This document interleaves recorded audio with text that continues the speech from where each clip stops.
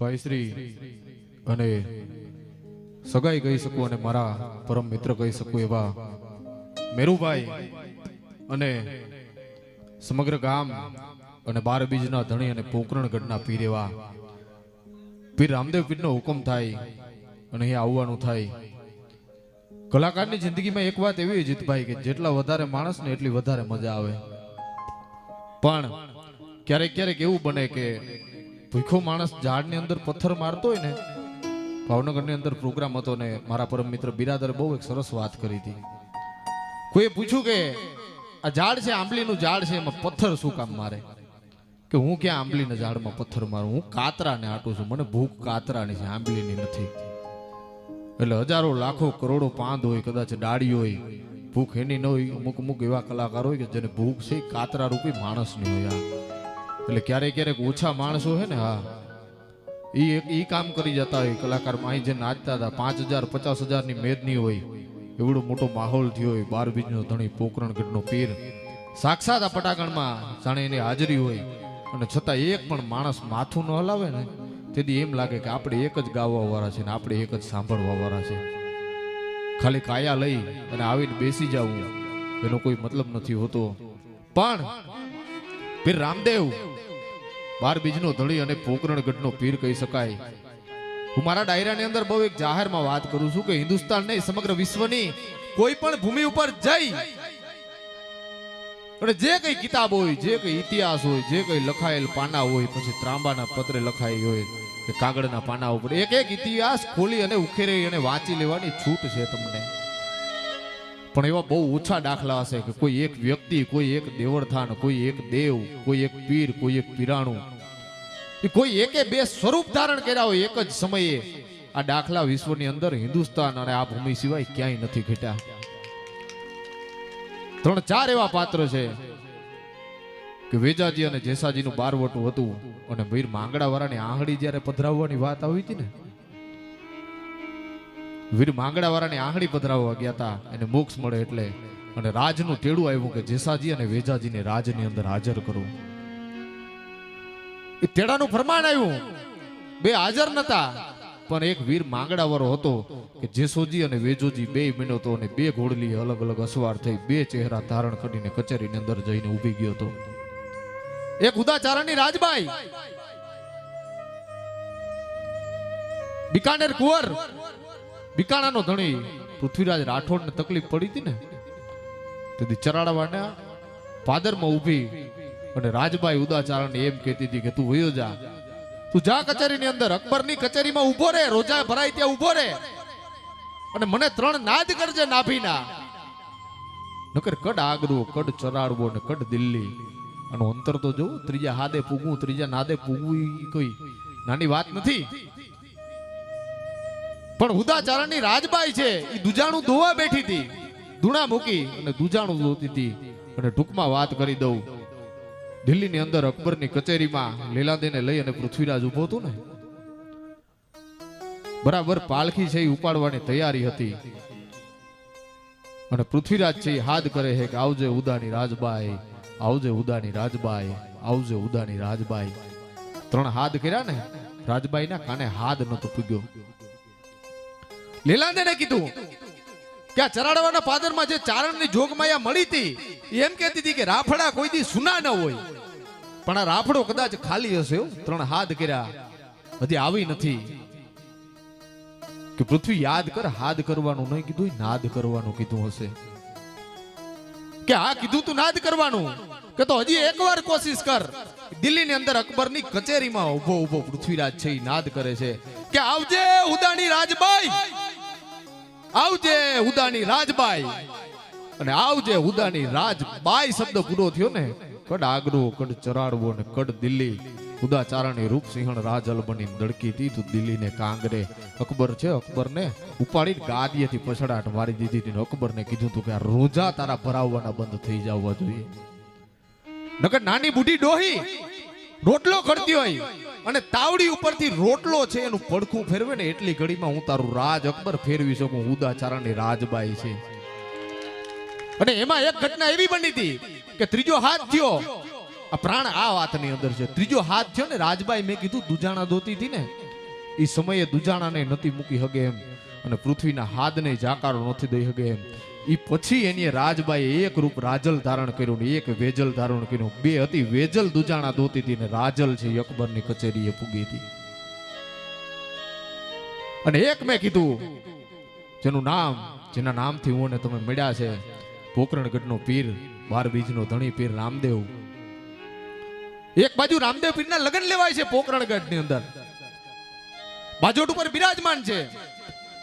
અને પિંગલગઢ થી બેન સગુણાનું તેડું મોકલ્યું હતું અને સગુણાને આવવા નથી દેતા ને, એટલે પીર રામદેવ કહે છે કે સગુણા તકલીફમાં છે, મારી બેન તકલીફમાં છે. કોકે પૂછ્યું કે પીર આ તું પરણે છે રામદેવ, પણ તારા ચહેરાનો ભાવ તો જો, આમાં કા રોનક નથી કે હજારો લાખોની મેદની છે, પણ મને ગમતી મારી બેન સગુણા નથી ને, આ ચહેરાનો ભાવ મારો આજ ન્યા મરી ગયો છે. અને સમરખિયાને બોલાવ્યો. અંદર 999 હાંડડી બાંધેલી હતી. એમાંથી સમરખિયાને કીધું કે જે આમાંથી તને હાંડડી જોઈએ લઈ લે, પણ આ મારા ફેરા ચાલુ થાય, મારા મંગલ છે એ વર્તાય એની પેલા સગુણાને પિંગલગઢ થી તેડી આવ. અને એક બાજુ હાંડડી છે એ છૂટી કરી. વાત તો બહુ લાંબી છે, કલાક 1.5 કલાકનો સમય જોઈએ. એ સમરખિયો છે એ સૂઈ ગયો. સવારે ઉઠો, નિંદર ખુલી તો પિંગલગઢ ની અંદર હતો. અને ફરી પાછો ત્યાંથી લઈ અને નીકળ્યો. જ્યારે સગુણાને લઈ વચ્ચે લૂંટાણી છે સગુણા. બાદશાહે સગુણાને લૂંટી કે પીરનું પીરાણું મારે જોવું છે, પીરનું સત મારે જોવું છે. અને સગુણાને લૂંટી ત્યારે પીર રામદેવ પીર છે એની 2 રૂપ ધારણ કર્યા. એક બાજોટે બેઠી અને જેની પીઠી ચોરાતી હતી ઈ રામદેવ હતો, અને એક સગુણા અને સમરખિયાની વારે ઘોડો લઈ, ભાલું લઈ અને એક ત્યાં વારે નીકળી ગયો હતો. એક પીર રામદેવ હતો ઇતિહાસની અંદર કે જેને એક સમયે 2 સ્વરૂપ ધારણ કર્યા હતા. બહુ ઉજળા ઇતિહાસ છે, પણ મારા ખ્યાલથી પીર રામદેવનો એટલો બધો ભાવ અહીંથી ગવાઈ ગયો છે. એટલે મારો વિષય છે સાહિત્યનો વિષય છે. માણસનો સમય ક્યારે આવે ને, હા ઘણા કહે છે કે આજે મારો કાલ ભાવનગર પ્રોગ્રામ હતો, અને હું ખરેખર કહું તો હું લાગણીથી જ અહીં પધાર્યો છે. વિજયભાઈને ખબર છે અમે 1100 કિલોમીટર કન્ટિન્યુ ગાડીની અંદર ટ્રાવેલિંગ કરેલું છે. અને એક કદાચ પીર રામદેવ પીરનો હુકમ હોય અને આવવાનું થયું. પણ વાત જે મારે કરવી હતી કે અમુક અમુક માણસોની જે એવી માન્યતા હોય ને કે આ બધા આના ખેલ છે, આ બધા ખરેખર કુંડળી, જન્મ કુંડળી આપણે વાંચીએ છીએ, ખેલ એના હોતા જ નથી. મને એક વાત બહુ ગમે છે, હરેક માણસને સમજવા જેવી વાત છે. હાવ સાહિત્ય નહીં પણ કંઈક સમજણ ભરી વાતો બે આજે અહીંથી મારે કરવી છે. ઘણા કહે છે ને કે રાશિફળ આ હોય નહીં ભાઈ, અંતે તમારો જે કઈ નિર્ણય છે એ નસીબના હાથમાં હોય છે. અને એનો પુરાવો આપું તો કૃષ્ણને રૂક્ષ્મણી મળી, રાધા નથી મળી. અને ચોપડે જોવા જાવ ને તો બેયની રાશિ એક જ હતી, તુલા હતી.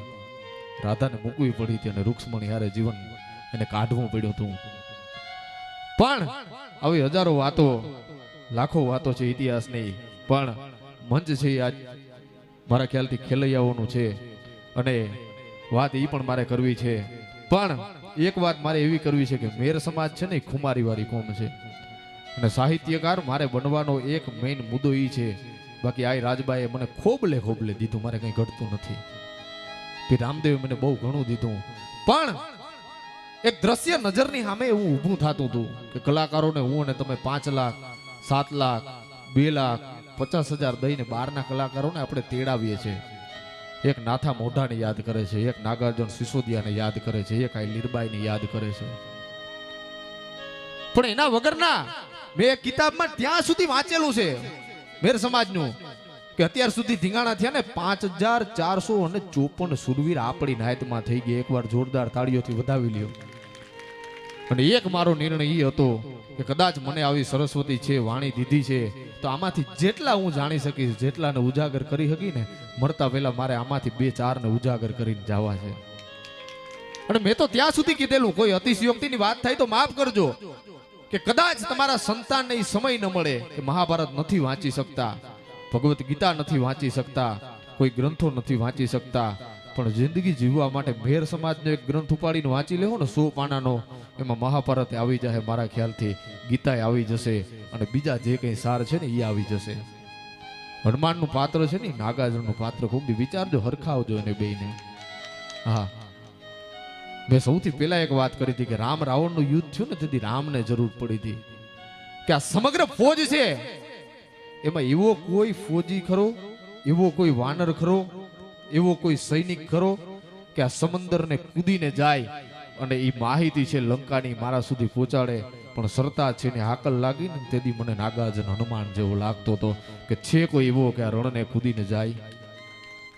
અર્જુનની મેં વાત કરી હતી, અર્જુનનું ગાંડિયું ધનુષ વખણાતું, પણ એની પાસે તાકાત એક ઈ હતી કે અર્જુન એનું સત પાકે છે ને આંબો ઉગાડવા માટે તારે કહે છે કે હું અર્જુન ધનુર્ધારી બહુ ભારી, પણ ભાગ્યા રે પુરુષની પાછળ કદી મેં ઘા ન કર્યો હોય તો આંબે આવે આજ પાંદરે મોરારી.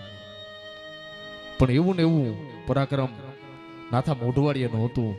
એક શબ્દનો ફેર હતો, ઓનું ગાંડી વખણાતું અને ગાંડી વખણાતી, પણ કોઈ પણ બારોટ, ચારણ, કવિ, લેખક, વક્તા આ મંચ ઉપરથી કોઈ બોલી નથી શીખ્યું કે કોઈ ઘોડલી લઈને ભાગ્યો હતો કે પટ મૂકી અને મેદાનમાંથી ભાગ્યો હતો અને નાથાએ ગાંડીનો વાર છે એની પીઠ ઉપર કર્યો હતો. હજારો આવા ઇતિહાસ છે, મેર સમાજના આવા ઇતિહાસ છે. યુટ્યુબ ની અંદર મારા વિડીયા પડેલા છે. હું તો ત્યાં સુધી કહું કે ઘડીએ ઘડીએ મારે આ વાતો રિપીટ કરવી, મને કઈક મોકો મળે કે નવી વાતો અહીંથી કરું. પણ સમાજની અંદર એક ઠપકો હું, એક ટકોરું જરૂર આપું છું. અમુક દીકરીઓના મને હમણાં મેસેજ આવ્યા ને, હું બહુ ખુલ્લા મંચનો કલાકાર છે. હું કોઈ સમાજને જોઈને કોઈ રૂડું લગાડવા માટે કોઈને મંચ ઉપરથી બોલતો જ નથી. આ રક્ષાબંધન ગઈ ને, ખરેખર આ સમગ્ર સમાજને એક ઠપકો આપ 18 આલમ પછી હિન્દુ, મુસ્લિમ, શીખ, ઈસાઈ મારો અવાજ જેના જેના કાને જાતો હોય. આ સમાજની અંદર ઘણા બધા એવા ગંદા રિવાજો હાલે છે અને એમાંથી એક રિવાજ છે ને મારા કાળજા તોડી નાખ્યા. તેની એક દીકરીનો મને મેસેજ આવ્યો ને કે ભાઈ તમે ભગત તરીકે આ ઘણા બધા વિડિયા બનાવો છો, પણ મારા ભાઈને મારે રાખડી બાંધવા જવું છે ને મારો ઘરવાળો મને જવા નથી દેતો. બહુ અઘરી વાત કહેવાય. તમે તમારી મર્દાનગી ત્યાં તમે દેખાડો દીકરીની સામે. અરે મરદનું ફાડ્યું એને કહેવાય. કદાચ હારા બનાવીને વાંધો હોય ને એ વહુનો હાથ પકડીને કહેવાય કે કાલનો દિવસ ઉગે તેથી દુશ્મની એવડી ને એવડી, પણ તારો ભાઈ છે એ રાખડીની વાત જોવે. હું ડેલી ઊભો રહીશ તો એને રાખડી બાંધતી આવું. આ સમાજની અંદર આ બહુ એવા કુરિવાજો કરી ગયા છે અને આને ખરેખર સમાજની અંદરથી દૂર કરવાની જરૂર છે. સાહિત્યની વાતો તો હું હજારો અહીંથી કરવાનો છે. મને જે બોલાવે હું કોઈ પણ આમંત્રણની અંદર પહોંચી શકું ત્યાં પહોંચી જ જાઉં, પણ હારે અમુક ઠપકાઈ આપું છું કે સમાજની અંદરથી આ અમુક આ જે વાતો છે ને એને ખરેખર દૂર કરવાની જરૂર છે. છૂટાછેડાના આજ તમે જુઓ તો ખરી, કોઈ પેકેજ જેવા પેકેજ થઈ ગયા છે. 100 વીઘા હોય તો 40 લાખ, 50 લાખ, 30 લાખ. અને ફોનની આ હું તો માતાઓ બેન ને એને આ બાજુ જોઈને બોલું એનો મતલબ એવો નથી કે ઠપકો આ બાજુ જ આપું છું. માતાઓ છે ને એને હું જાહેરમાં ઠપકો આપું છું કે બને ને તો ફોન છે ને દીકરીને થોડા ઘણા દુઃખ પડતા હોય, દરિયામાં નાવડીને છૂટી મૂકો ને એને સામે કિનારે પૂગવા માટે થોડાક મોજાનો સામનો કરવો પડે. કિનારે બેહીને જે મોજ કરતી હોય ને એ નાવડી દરિયાની અંદર મોજ ન કરી શકે.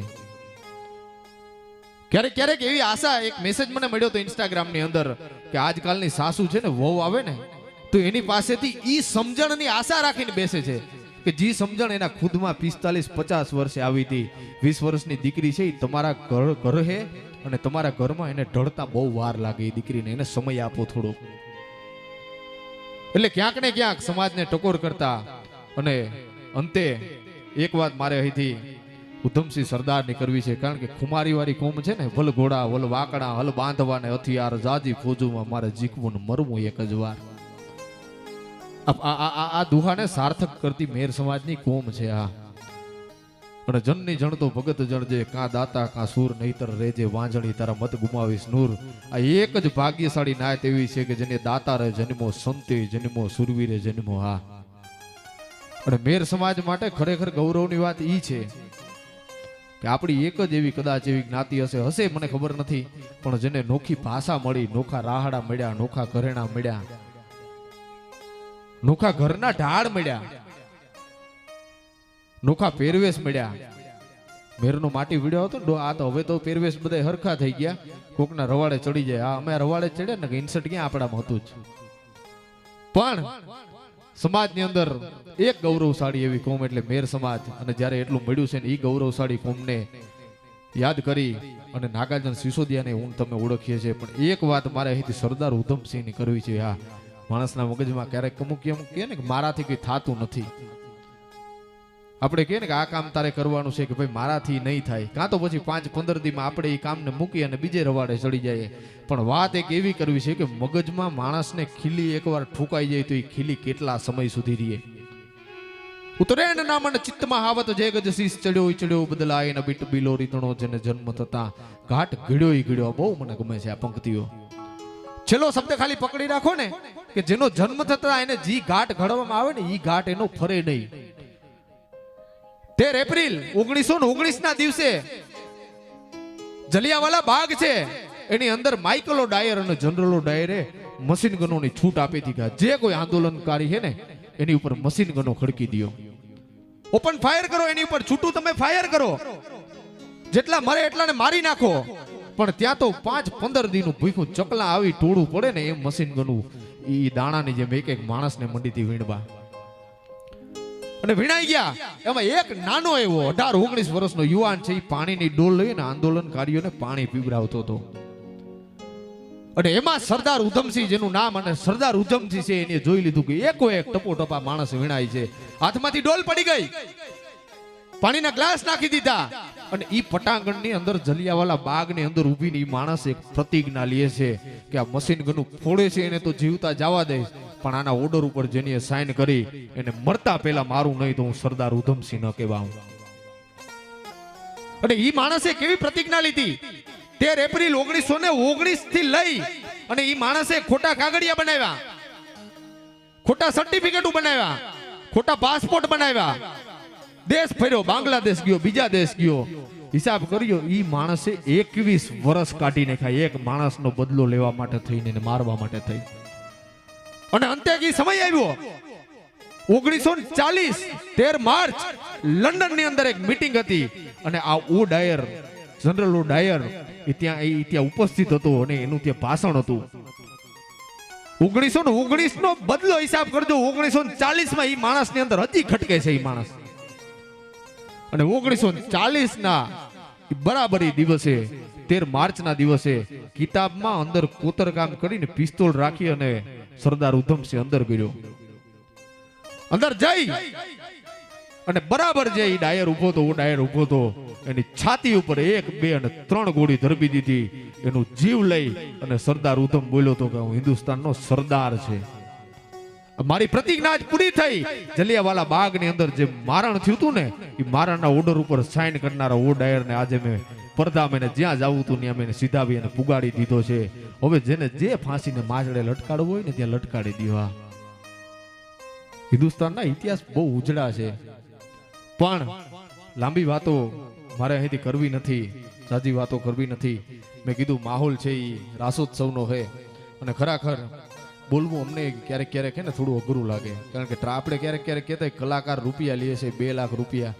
અમે ક્યારેક ક્યારેક એટલું ટ્રાવેલિંગ કરીએ ને ત્યાં અમને ખબર પડે કે ગાડીની અંદર 12 કલાક સુધી ટ્રાવેલિંગ કરવું, ત્યાં માણસોને હાચવવા.